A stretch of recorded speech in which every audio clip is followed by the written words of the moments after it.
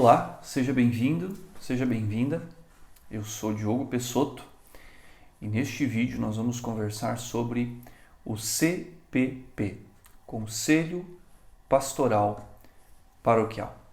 Mas antes disso, eu quero novamente te pedir para você deixar aqui o seu like, curtir este vídeo e especialmente compartilhar com as pessoas que se interessam pelo tema ou que serão ajudadas por esse conteúdo. E também, se você está acompanhando este vídeo pelo YouTube e ainda não é inscrito no nosso canal, você pode se inscrever e ativar as notificações para sempre receber o comunicado dos novos conteúdos que nós aqui publicamos. Bom, vamos ao nosso tema, que hoje é o CPP, Conselho Pastoral Paroquial. Esta sigla, como acabei de dizer, significa um conselho, um grupo de pessoas que numa paróquia se responsabiliza pela evangelização ou por todo o trabalho chamado pastoral.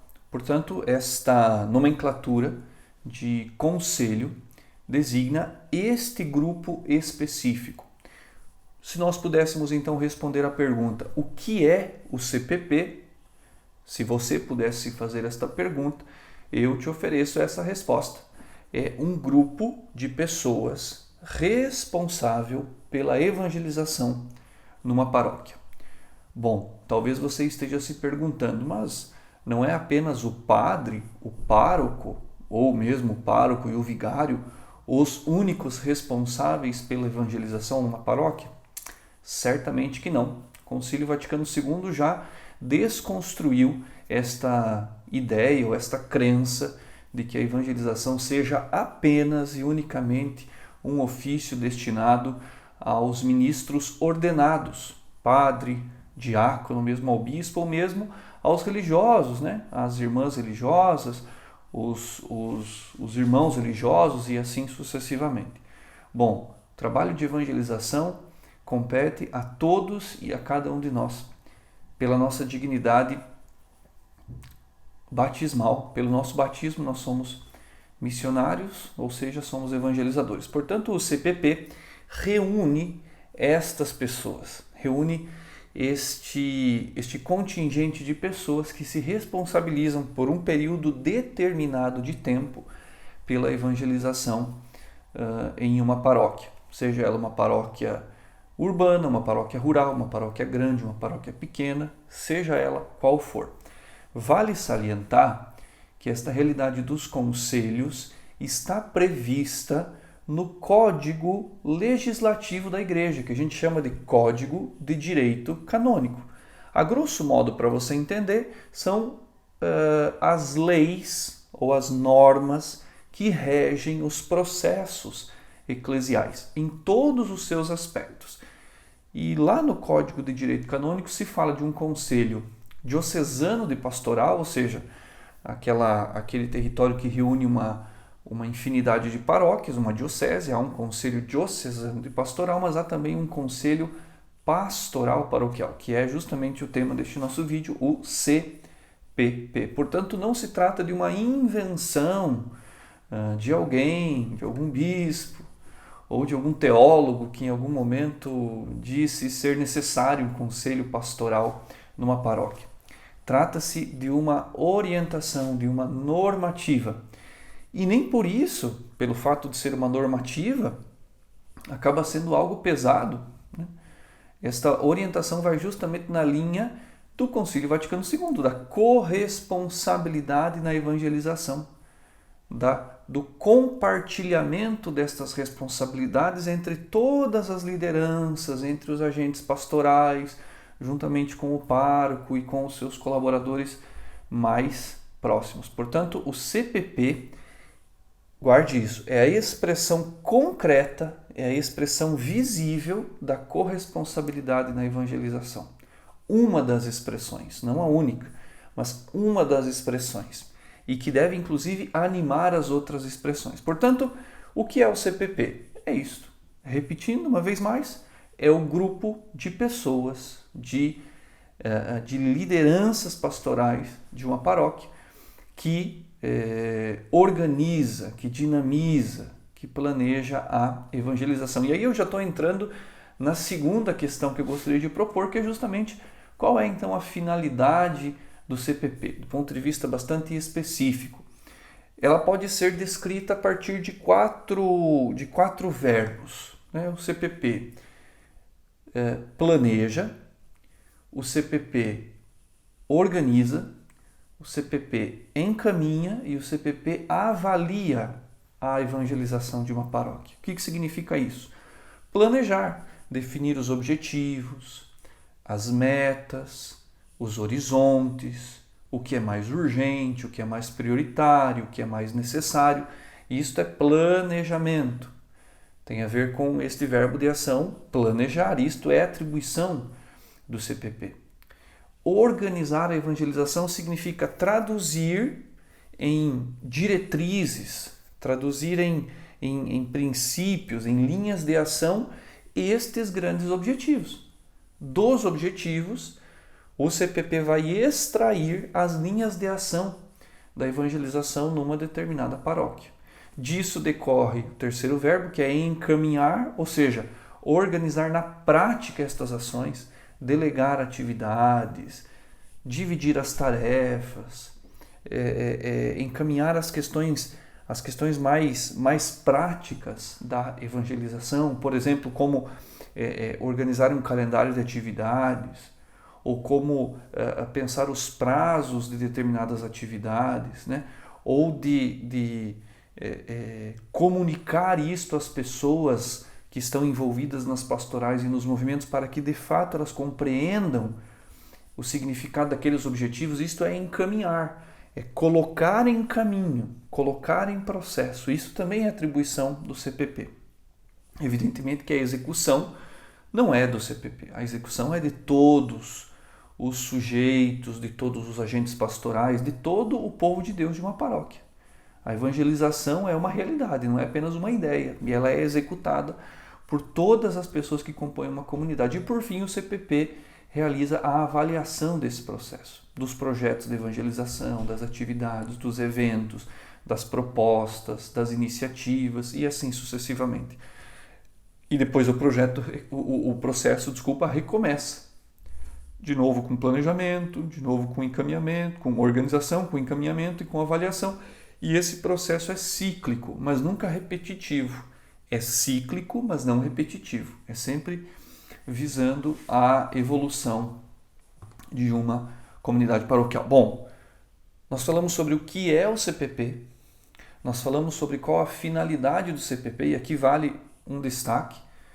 Esta finalidade tem como último objetivo, né, e mais importante objetivo, sempre a evangelização.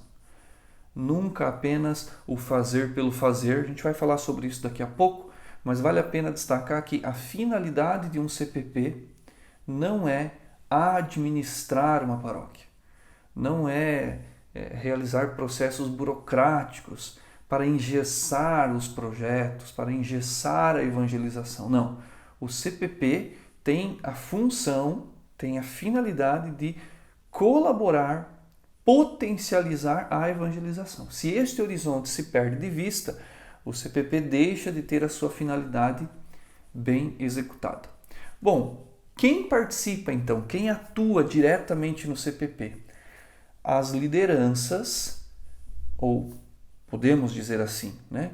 As principais lideranças pastorais de uma paróquia naquele determinado período de tempo em que se estabeleceu para este grupo de pessoas que irão compor o CPP. Então, coordenadores de pastorais, coordenadores de movimentos, coordenadores de serviços, coordenadores de determinados conselhos, coordenadores dos conselhos lá das comunidades, porque a partir deste conselho pastoral paroquial, há um conselho pastoral da comunidade, né?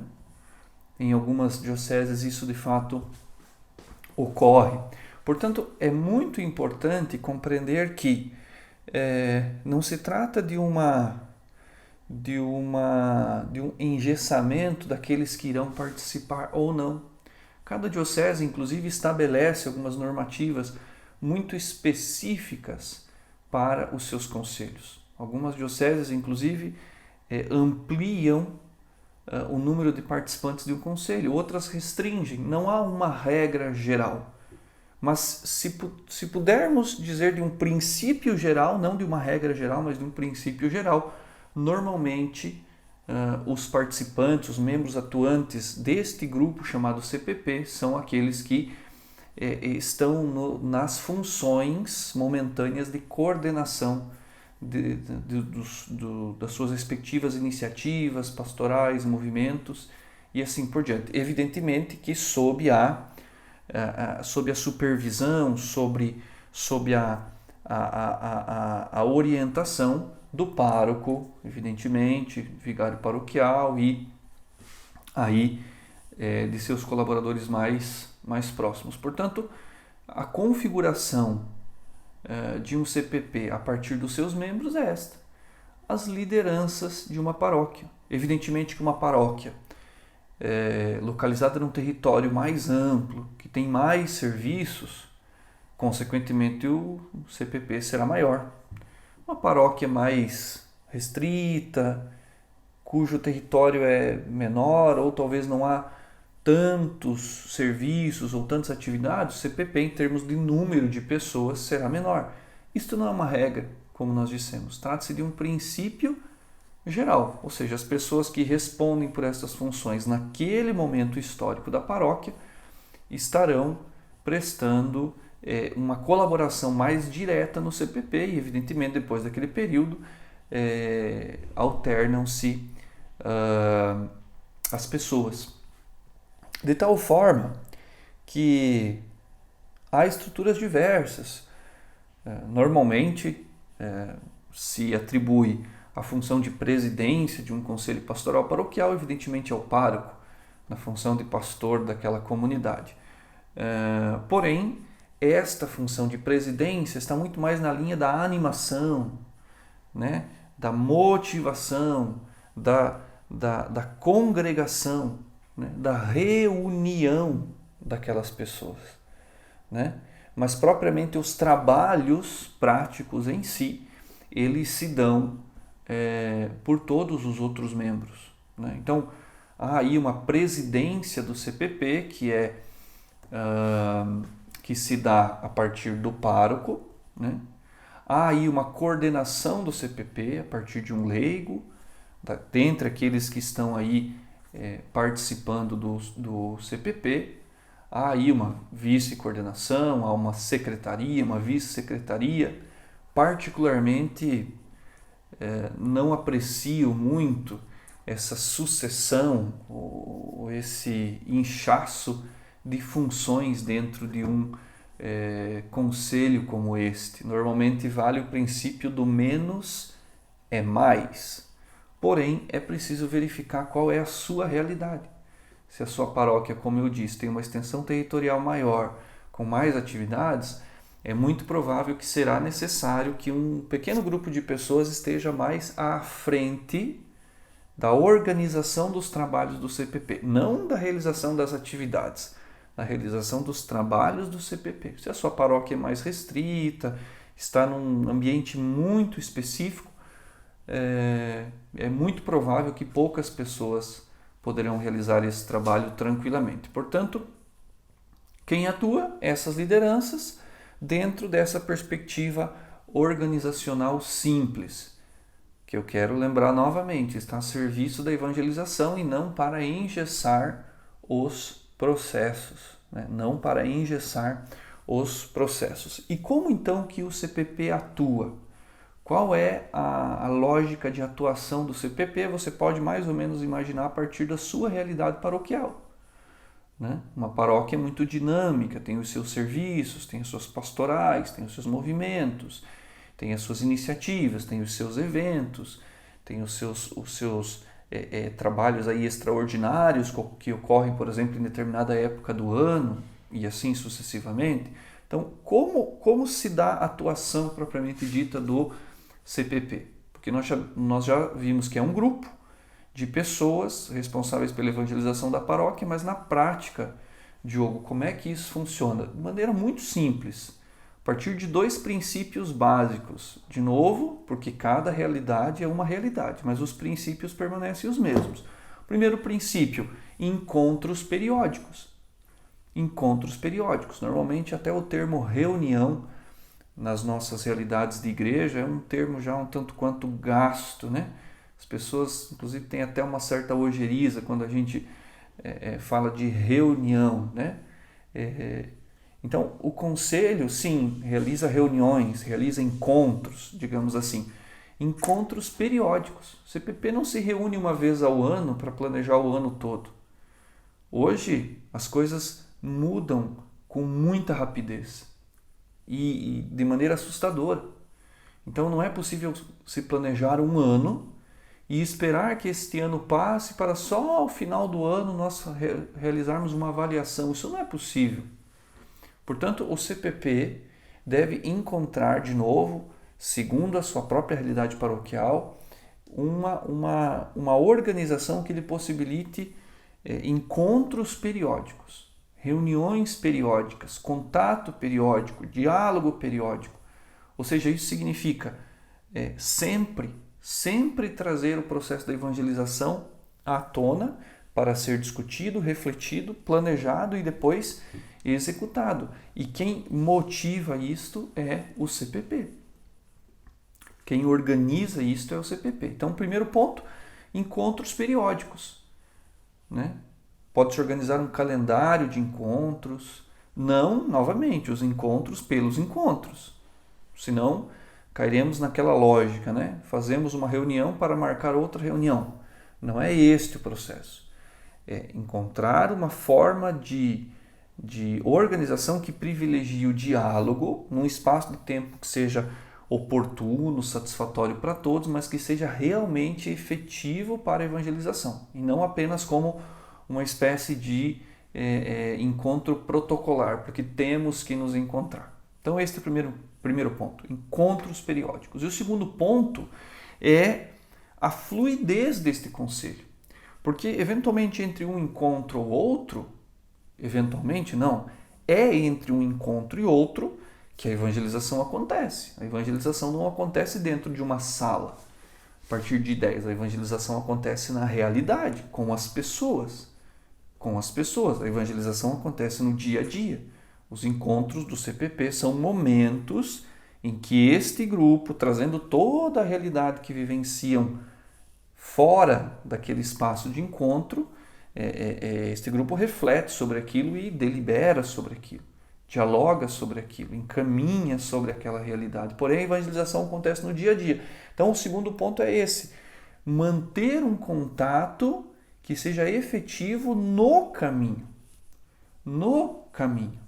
Um diálogo, uma percepção comum, partilha de experiências, o conhecer a realidade do outro, envolver-se com a realidade do outro colega do CPP que atua numa outra área da evangelização, conhecer as dificuldades, conhecer os problemas, estar em contato, né? Te rompe com isso um pouco a ideia de que a igreja se tornaria uma espécie de empresa, uma carga institucional muito grande. Não. Deve haver fluidez, deve haver compartilhamento constante das experiências, né? E para isso nós não precisamos nos reunir fisicamente num espaço. Aí os meios de comunicação nos ajudam, contato direto, um a um, tete a tete, face a face nos ajuda, né? Então, como eu estava dizendo, a finalidade do CPP é a evangelização, não é realizar reuniões. Então, essas duas formas, encontros oficiais, poderíamos dizer assim, mais formais do CPP, mas um processo contínuo de diálogo entre os membros do CPP. Às vezes surge um problema a ser resolvido, surge uma decisão a ser tomada. Não se faz necessário convocar um outro encontro simplesmente para se deliberar sobre uma determinada situação. Não. Delibera-se a partir do conhecimento mútuo que os membros do CPP vão tendo uns dos outros.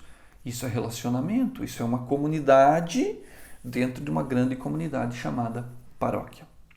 Bom, mas há aí algumas alguns problemas, algumas crenças que eventualmente muitos de nós podemos ter acerca do CPP. Há dioceses em que esse processo de conselho já está muito avançado, dioceses em que isso ainda não atingiu um certo nível de maturidade, há dioceses que apresentam este modelo dos conselhos pastorais paroquiais como algo de fato que agrega valor a uma comunidade. Talvez há em outras dioceses apenas uma intenção de se realizar o processo de um conselho apenas porque se pede que se faça um conselho, mas não se vê de fato um valor agregado ao conselho. Bom, excluindo todas essas nuances que são diversas, e aí você, ao assistir este vídeo, pode realizar a sua própria avaliação, porque só você conhece a sua realidade. Há, na minha percepção, 5 problemas que estão aí influenciando diretamente o trabalho de um conselho pastoral paroquial. Um primeiro problema é justamente transformar o conselho num fim, sendo que ele não é um fim, ele é um meio para o fim. O fim é sempre a evangelização, o fim é sempre a ação pastoral, o fim é sempre o anúncio do Evangelho de Jesus Cristo em todos os lugares, em todas as circunstâncias. O conselho é um meio para, portanto o conselho não tem valor em si. O primeiro problema é absolutizar um conselho, institucionalizar demais uma paróquia, entender que tudo deve passar pelo conselho, todas as coisas devem ser aprovadas por este conselho, todas as pessoas devem saber de tudo neste conselho, o que de fato não é verdade, porque não retrata a nossa vida e não retrata o Evangelho, que é dinâmico, que é progressivo, que é surpreendente às vezes, no bom sentido desta palavra. Portanto, vale dizer isso, não transformemos os nossos conselhos em uma coisa que eles não são. Eles não têm um valor em si próprios. Muitas vezes os nossos conselhos podem correr o risco, sofrer a tentação de quererem se tornar detentores, né? Monopolizadores, donos da pastoral, coisa que não diz respeito ao conselho, mas é uma colaboração para a organização da evangelização. Bom, um segundo problema, diz respeito justamente à ideia de que os membros de um conselho não são vitalícios nesse mesmo conselho, né? A importância de não perpetuarmos as mesmas ideias, as mesmas pessoas, os mesmos jeitos de pensar. Não se trata de uma desvalorização das pessoas, mas se trata de responder à dinâmica da vida. A vida humana, a vida eclesial, a evangelização são dinâmicas. Logo, à medida que as lideranças vão entendendo que liderar é apenas um estado, é apenas um meio, né?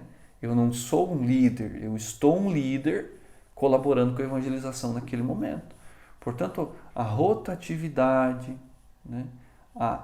A troca de pessoas nesse espaço do Conselho Pastoral Paroquial é muito importante para trazer novas ideias, novos caminhos, novas ações, novos resultados e assim sucessivamente. Então há que se compreender que a igreja, seja uma estrutura paroquial como um todo, seja um conselho pastoral paroquial, não tem esta finalidade de manutenção das mesmas pessoas e das mesmas ideias. É preciso sempre ressignificar, restaurar, reoxigenar este processo. Porque, como batizados, nossa primeira missão é evangelizar. Não é nem participar de um conselho, nem ser uma liderança, nem ser um coordenador, mas é evangelizar. Portanto, muito cuidado com esta ideia inconsciente, esta crença que alguns possuem de que quem está no conselho é porque é melhor que os outros, então deve permanecer por um longo período de tempo. Isso de fato não é verdade. Um terceiro risco dos nossos conselhos é entendê-lo apenas como um organizador de calendários e de eventos ou de obras na paróquia, né? O conselho não tem essa finalidade primeira. de organizar o calendário do próximo ano, de preparar a festa do padroeiro, de verificar como estão as obras. Isto também é atribuição do conselho. Mas quando nós dizemos também, não significa que é a única e nem que é a mais importante. Na verdade, não é a mais importante. A mais importante é cuidar, planejar, organizar, encaminhar a evangelização como um todo. Fazer um calendário de atividades, os eventos, as obras estão dentro da evangelização, mas não resumem a evangelização. São coisas diferentes. Portanto, se o conselho pastoral da sua paróquia está nessa dinâmica apenas burocrática, técnica, de produção de calendário, de agenda paroquial, organização dos eventos apenas, supervisão de obras na estrutura física, muito provavelmente aquilo que é mais importante está sendo deixado de lado, que é a evangelização. O quarto problema é que o conselho não é um grupo fechado. Ainda que haja membros efetivos, membros, poderíamos dizer assim, titulares, né, destes conselhos, que são aí os coordenadores, como nós dissemos, não se trata de um grupo fechado. Ou seja, não se trata de uma espécie de grupo secreto da paróquia, que decide as coisas de maneira arbitrária, muitas vezes até às escondidas. Não. O conselho não é um grupo fechado. Como o próprio nome diz, é um conselho. É um espaço amplo de reflexão, de diálogo, de construção conjunta, de unidade, de colaboração, de partilha e assim sucessivamente. Portanto, tudo aquilo que é novo e tudo aquilo que normalmente está fora daquele contexto do conselho, mas pode colaborar com aquele processo, é sempre muito bem-vindo. Portanto, o conselho não é um grupo fechado, um grupo rígido, uma espécie de grupo secreto. Muito pelo contrário. O conselho ele é apenas o porta-voz, né, o eco daquilo que acontece na realidade. Deve ser assim. Né? Se na sua paróquia não é, te convido a propor esta revisão ao conselho do qual você participa ou mesmo com o qual você tem algum tipo de relação. E, por fim, então, como eu já havia dito, o conselho não se resume a reuniões. Né? As reuniões, os encontros de um conselho pastoral paroquial são apenas uma parte do seu trabalho, mas não são todo o seu trabalho, ou não são a principal parte do seu trabalho. A principal parte do trabalho de um conselho pastoral paroquial é a realidade.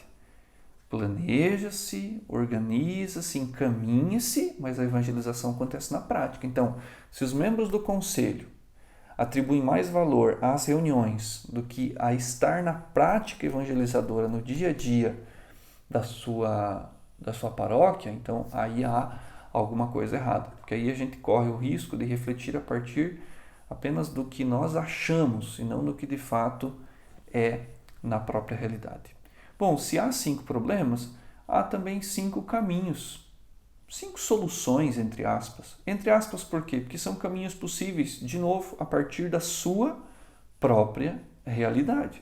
Quando nós dizemos 5 possíveis soluções, nós não estamos dizendo que elas vão resolver todos os problemas, mas nós estamos dizendo que elas são caminhos possíveis e saudáveis para que os nossos conselhos, de fato, realizem aquilo que eles devem realizar, ou seja, a sua própria finalidade. O primeiro caminho possível é justamente esse, de coletar as impressões, de trazer para a reflexão pessoas e grupos que estão fora, entre aspas, do conselho, dessa estrutura mais formal do conselho.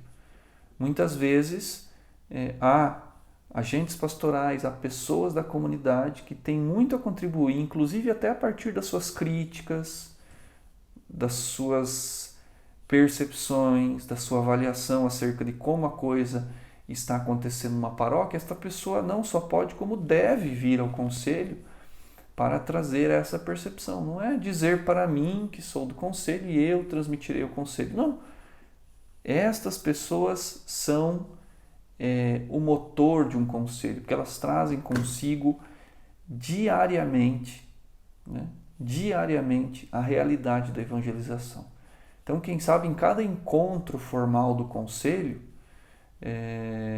pessoas ou grupos dessa natureza possam estar para tratar de um tema específico, apresentar uma reflexão, trazer um problema, ou trazer uma sugestão, trazer uma solução para algum processo. Um segundo caminho é estabelecer prazos curtos. Prazos curtos. Há determinadas paróquias em que as pessoas que atuam aí nos conselhos permanecem por 5, 10, 15 anos. Não se trata, novamente, de uma crítica às pessoas, mas se trata de que a nossa realidade é dinâmica. Portanto, a rotatividade, a alteração dos membros de um conselho faz com que eu e você, nós percebamos que a nossa principal missão não é, novamente, ser um coordenador, ser uma liderança, ou ser um membro de um conselho, de uma estrutura. Nossa principal missão é evangelizar. Portanto, a rotatividade é muito importante. É muito importante. É não estabelecer prazos longos, de modo que as ideias se cristalizem, que as ideias fiquem engessadas, que as ideias se solidifiquem a tal ponto que depois, quando for necessário rompê-las, né, para o novo, isso não seja mais possível. Então, prazos curtos. Que prazo é o mais ideal, Diogo? Eu não sei, cada diocese, cada realidade estabelece o seu processo. Há dioceses que estabelecem prazo de 3 anos, dioceses que estabelecem prazo de 2 anos, dioceses que estabelecem prazo de 5 anos. Cada diocese é autônoma para realizar o processo da forma como julga mais adequado. Porém, quanto mais longo o prazo, mais cristalizadas ficam as ideias e o modo de evangelizar numa paróquia. Quanto mais curto um prazo, mais rápido as ações devem ser feitas e mais rápido também elas podem ser alteradas para responder às necessidades daquela realidade. Portanto, sempre um prazo menor é melhor para a agilidade das atividades dentro de um conselho. Não estou dizendo no âmbito total da evangelização, porque, por vezes, o processo pode ser longo mesmo. Mas quando ele se dá em pequenos passos, com prazos de tempo mais curtos, os resultados são mais evidentes. Um terceiro caminho é não considerar o conselho como uma instância apenas operacional, ou seja, de fazer coisas, fazer muitas tarefas. Não. O conselho está numa linha mais estratégica. O que significa estar numa linha mais estratégica, Diogo? Significa olhar para além daquilo que aparentemente eu estou vendo. Eu estou vendo uma realidade na minha paróquia, eu estou vendo um problema, eu estou vendo algo de bom que está acontecendo. Aquele ou aquela que está no Conselho Pastoral Paroquial deve exercitar o seu pensamento estratégico. O que está por detrás disso que eu estou vendo? Ali está uma oportunidade, ali está um risco, ali está uma coisa que de fato é legal, a gente precisa investir nisso. Não, a gente precisa tomar um certo cuidado com isso, porque aparentemente é bom, mas depois não pode ser. Isto é pensamento estratégico, é não se contentar em apenas visualizar a aparência das coisas, apenas olhar e dizer, é isso. Não, aí a gente pode cair no achismo pastoral. Ser estratégico é justamente observar, verificar o que está por detrás das situações e como eu posso potencializar o que é bom e minimizar aquilo que não é tão bom. Logo, isso não corresponde àquilo que nós estávamos dizendo. Simplesmente eu aconselho fazer um calendário de atividades, organizar eventos e festas, supervisionar as obras. Isso tudo é operacional, que é muito importante e é a nossa realidade. Mas antes do operacional há o elemento estratégico. E para ser estratégico é preciso ter objetivos claros, metas claras e princípios e diretrizes bem definidos. Este é o trabalho do Conselho Pastoral Paroquial. Definir objetivos, metas, diretrizes e princípios. Isso é pensamento estratégico e não apenas um gasto muito grande de energia com a operação, porque a operação se dá no dia a dia nosso. A operação se dá no dia a dia de uma paróquia. Ok? Quarto caminho possível que nós podemos propor como solução, entre aspas, para os nossos conselhos é focar no caminho e não na rotina. As pautas dos nossos encontros de conselho não devem focar naquilo que acontece e que já está, de alguma maneira, acontecendo bem. Claro, isso tudo pode e deve ser revisto. Mas do ponto de vista prático, reunir-se num conselho pastoral paroquial não é focar na rotina de uma paróquia, mas é focar no caminho. O que o caminho está nos apresentando como necessidade? O que o caminho está nos apresentando como oportunidade? O que o caminho está nos apresentando como potencialidade? É o que eu estava dizendo atrás. Não adianta realizar uma reunião do conselho ao início do ano e uma reunião ao final do ano, porque ao longo do caminho as coisas vão mudando. Às vezes, de uma semana para outra, a realidade muda completamente. Portanto, o foco, o conteúdo dos encontros de um conselho pastoral paroquial e a partilha de experiências que acontece aí no dia a dia entre os membros do conselho deve focar no caminho, naquilo que está acontecendo, nas novidades possíveis, nas iniciativas possíveis, naquilo que é preciso retroceder, dar um passo atrás, naquilo que nós podemos avançar, e não simplesmente naquilo que já acontece. Mas aquilo que já acontece pode e deve ser revisado. Mas o gasto maior de energia, de reflexão, também de oração, também de vivência fraterna, de um conselho pastoral paroquial deve ser o caminho, e não apenas os pontos de parada neste caminho. E por fim, uma sugestão bastante prática para que um conselho seja efetivamente funcional é a proposta de que dentro de um conselho, especialmente em paróquias maiores e com um grande número de atividades pastorais, a divisão deste conselho em subequipes por área. Por exemplo, uma equipe dentro deste conselho será responsável por sempre trazer assuntos relacionados, por exemplo, às questões formativas de uma paróquia. Uma outra subequipe trazer os assuntos relacionados às questões do diálogo, por exemplo, ecumênico e interreligioso. Diogo, você está sonhando. Vai vendo que daqui a pouco isso vai ser necessário. Uma outra equipe dentro de um conselho pastoral paroquial pode estar responsável por trazer assuntos relacionados à questão da comunicação. Uma outra equipe dentro deste mesmo conselho pode ser responsável por, veja, não é por realizar as coisas, trazer assuntos, de novo, planejar, organizar, e aí sim essa equipe pode encaminhar isso para a prática. Uma equipe pode ser responsável por trazer assuntos, por exemplo, relativos às ações propriamente evangelizadoras, eventos, catequese, os movimentos de espiritualidade e assim, e aí nós poderíamos avançar aí, inclusive você pode utilizar este modelo a partir das 7 faces da evangelização, que é um vídeo que nós já fizemos no canal. Você pode também acessar este vídeo e, inclusive, ele pode servir de base para uma divisão das responsabilidades dentro de um conselho. Isso seria muito interessante.